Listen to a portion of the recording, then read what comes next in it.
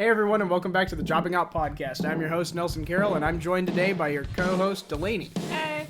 Today we're talking about NXT for April 16th, 2024. Solid NXT tonight, had a lot of great moments, and a lot of note-taking. Arguably more notes than Raw last night, so let's get into it. We open NXT with Noam Dar versus Dijak. This is a grudge match because Dijak didn't like the fact that Metaphor was cosplaying him during the NXT Stand and Deliver opening vignette. Now, Dijak lost to Noam Dar tonight due to interference from Oro Mensah. But really what I wanted to note from this match is that Dijak is super over with the NXT crowd. Like, shockingly, I really don't know where it came from. First, I'm seeing push Dijak signs on the main roster, and now they're chanting for him in NXT like crazy. So, interesting turn of events. Wonder if they'll do a Dijak face turn? Probably not, but, you know, I wouldn't mind seeing it. Yeah, like, I think they should push Dijak, but I'd love to see him stay in NXT, personally. For sure. I think he's doing great over there, more so than he was on the main roster. Absolutely. That match segues into Ilya talking to Ava about his night in NXT, and Ava says it's unfair that he gets a night off while Trick has to be in a steel cage match, and so she is going to have him wrestle someone tonight, but he gets to choose who his opponent is, and he says he's going to make it an open challenge to whoever makes eye contact with him first when he exits the back area.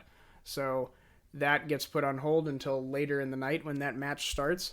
And we move into a Tatum Paxley vignette where she reveals that she wasn't obsessed with Lyra Valkyria. She is just obsessed with the Women's Championship, and Lyra happened to be holding it. And as soon as she lost it, that is when she turned on Lyra, because Lyra did not have the object of her affection anymore. But rather than being obsessed with Roxanne now, she's just obsessed with winning the Women's Championship.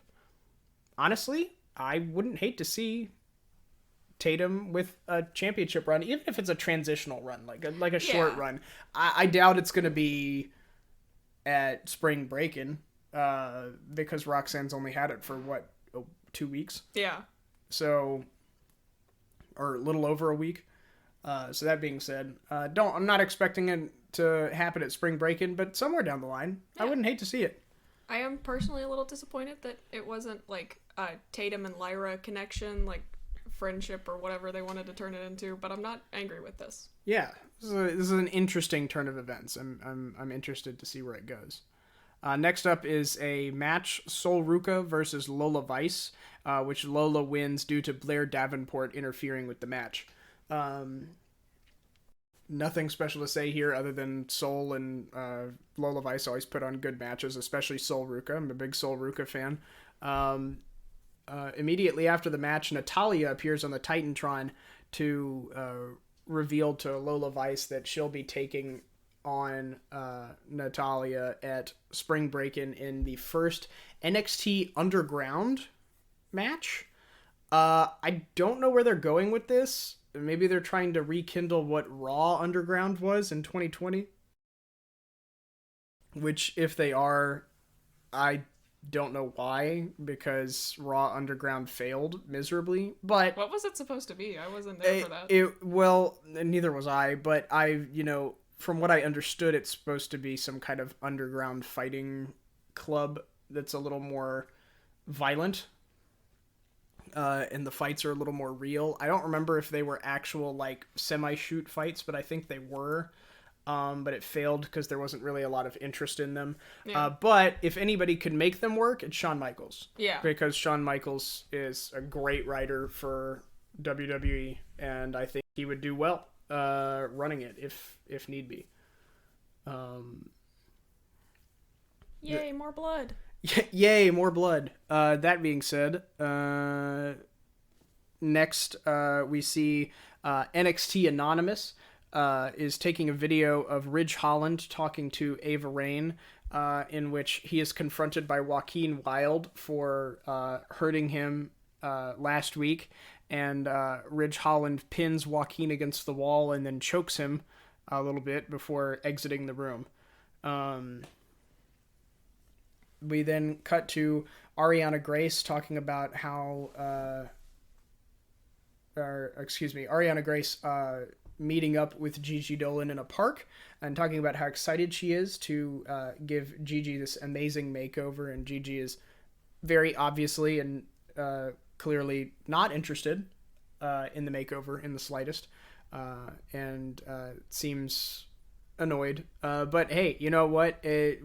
We weren't expecting anything less, and I was super excited for this spot because it feels very akin to the Tiffany Stratton and Fallon Henley stipulation, which went that was such a good matching. It's always so fun when they do these like goofy little storylines. No, like almost slice of life style. Yeah, it's just fun to see them like explore their characters like that. For sure. We then have Joaquin Wilde versus Ridge Holland match, in which Ridge Holland wins, while Sean Spears is lurking at the head of the entrance ramp. Just haunting Ridge. Yeah. It seems what he's doing currently. Yeah, so obviously it's setting up for more of that later. Then we have a backstage segment where Josh Briggs is being interviewed by inspected by medical staff and is told to lay off his injuries for a while. During this point, Ivar enters the room and also suggests to him that he should keep nursing his wounds, and then when Ivar wins the North American Championship off of Obafemi, that Josh Briggs can be the first one to challenge him for it, in which Josh Briggs doesn't like that idea, and the two of them end up agreeing on a match later in the night. I also wanted to point out that Ivar, whenever he did any vignettes or backstage segments in Raw, he was always still very Viking-like. And when he's in NXT and he's doing like non-wrestling segments, he's wearing like jeans and a t-shirt and a leather vest. I thought it was almost like he had two different characters between the two different brands until he came out and wrestled in his Viking gear later in the night. I was thinking maybe it was just like Valhalla not being there, because we haven't seen her on NXT yet, but she's still present on Raw. Well, no, we haven't even seen her on Raw in a while. Yeah, that's true.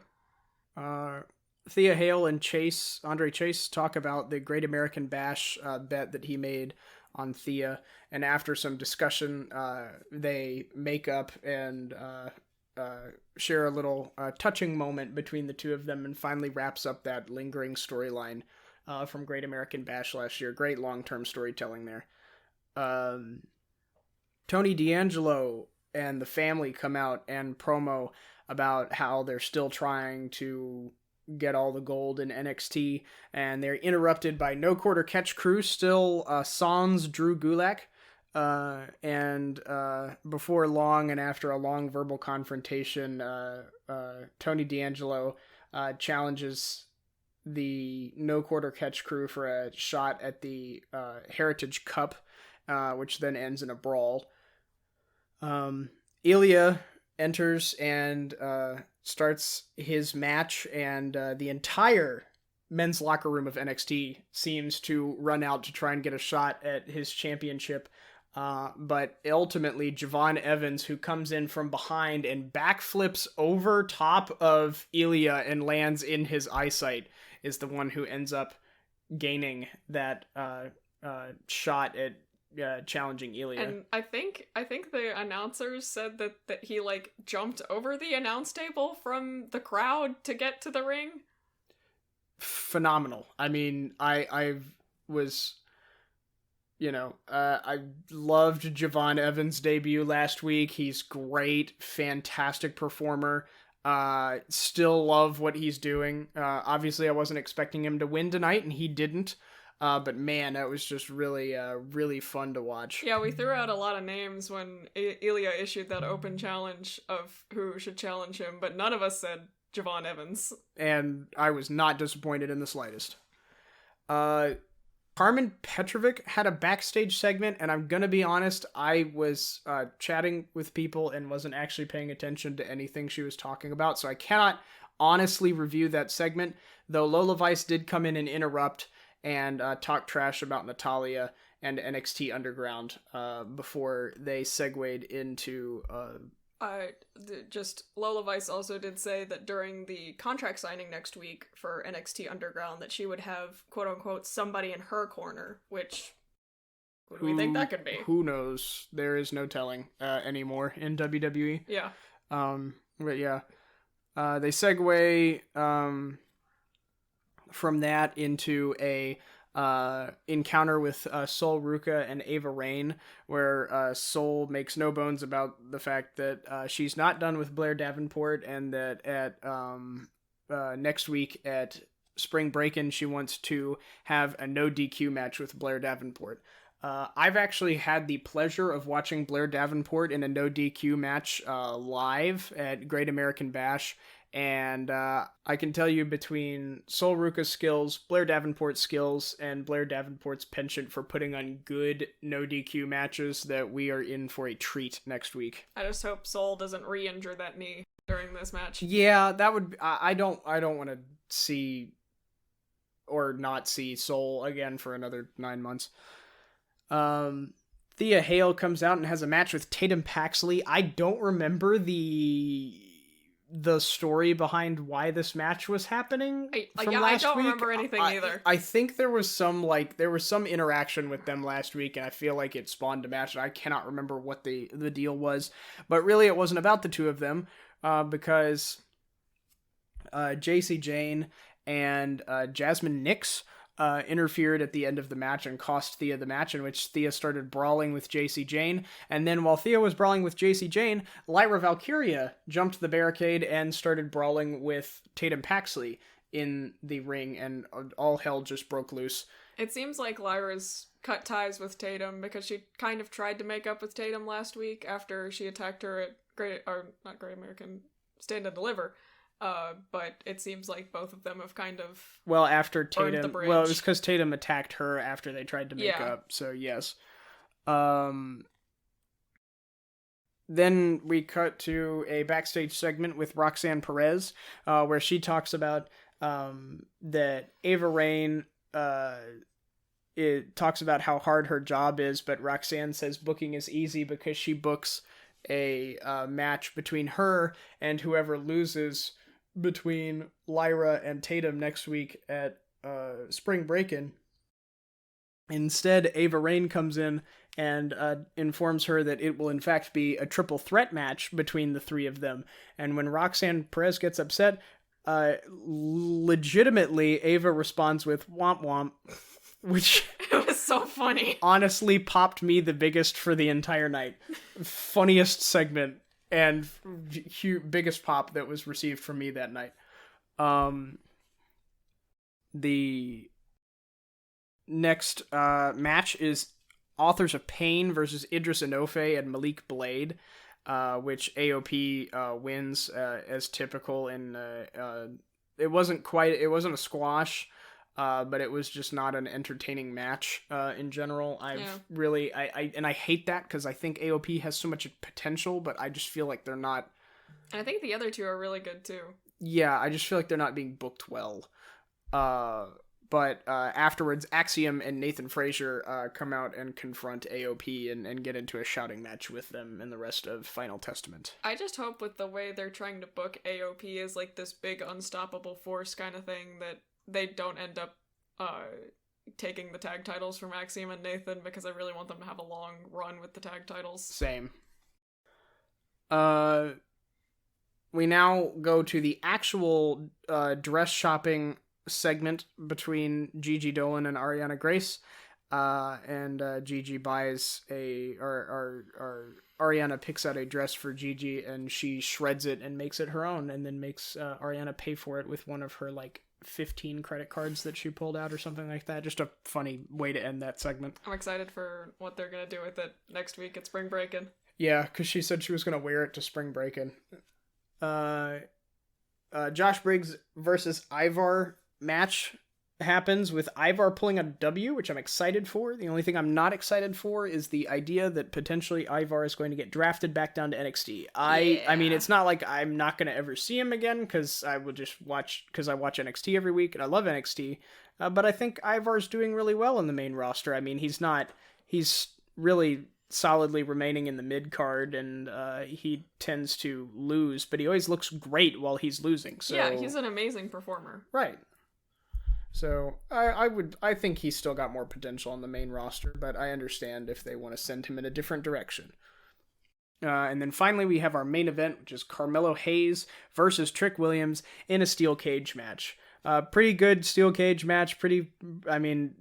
Anytime Trick Williams and Carmelo Hayes are in the ring together, it's gold. It's throwing a steel cage, and it's great. It wasn't really a steel cage match because, I think probably the exiting the ring stipulation was there, but it was so clear that neither of them wanted to leave the cage, and they wanted to settle things in the cage, that Carmelo and Trick never attempted it, so it felt like it was just a no DQ match inside of a cage. Yeah. Which, is not a bad thing, yeah. I guess. But, it would have been interesting if, Carmelo maybe was trying to, coward heel his way to escape. Yeah, especially if he, tried to do it with, the help of his stupid security guards or whatever. Yeah. That being said, the match finish was great. Trick Williams hitting the Trick knee through a chair onto Carmelo's face is a great way to end the match.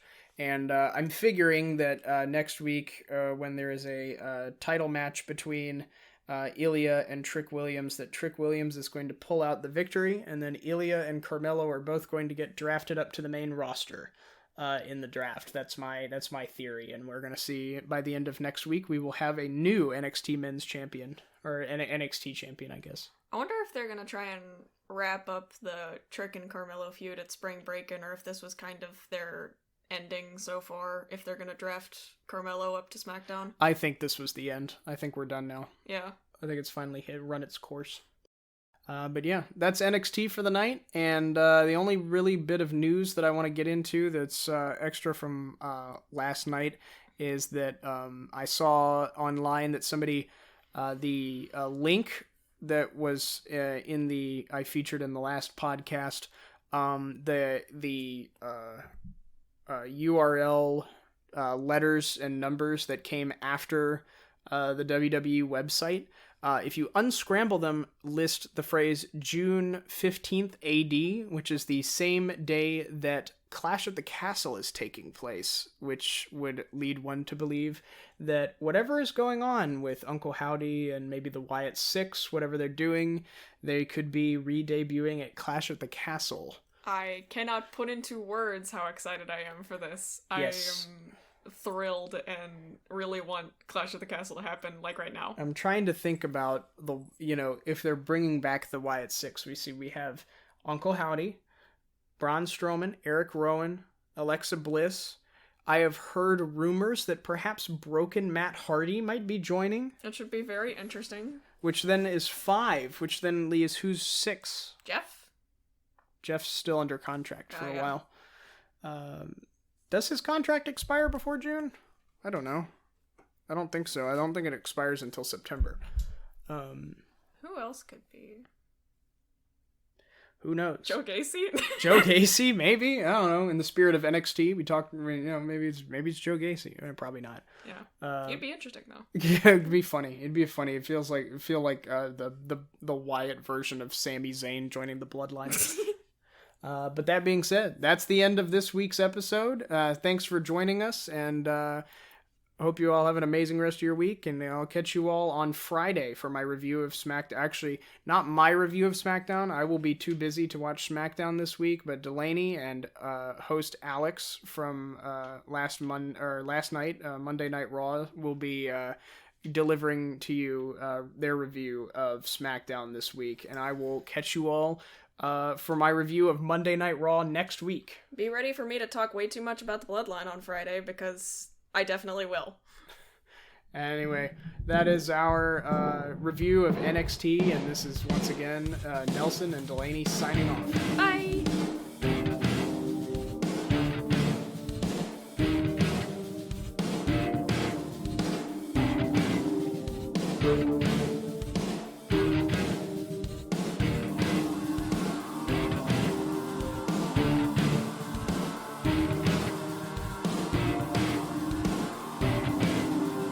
Bye.